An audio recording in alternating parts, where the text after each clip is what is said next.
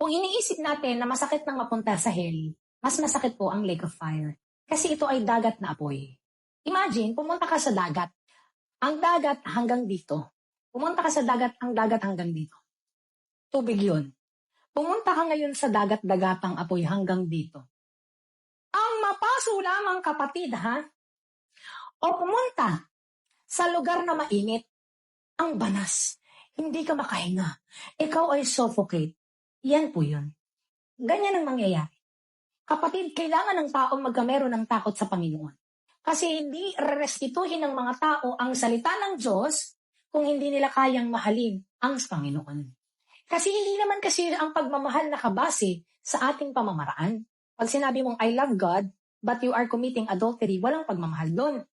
Pag sinasabi mong you love God, but you did not obey His law, which is Christ's law, the love, perfect by love, walang pagmamahal doon.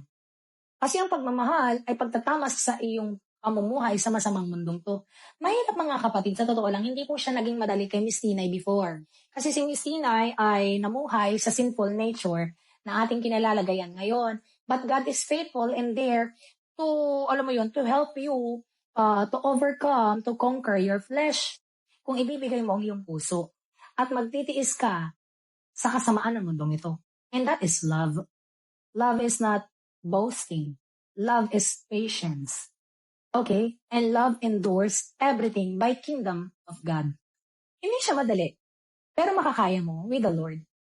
Kaya mga kapatid, ang gusto lang ng Panginoon, kasi total separation na to eh. Total separation na to. Nag-suffer ka ngayon, may magandang buhay ka sa kabilang buhay. Mag-enjoy ka ngayon, magsasuffer ka sa kabilang buhay. Yan po yun. Realidad. Yan ang katotohanan. Walang halong cherry picking, walang halong magic spell. Katotohanan.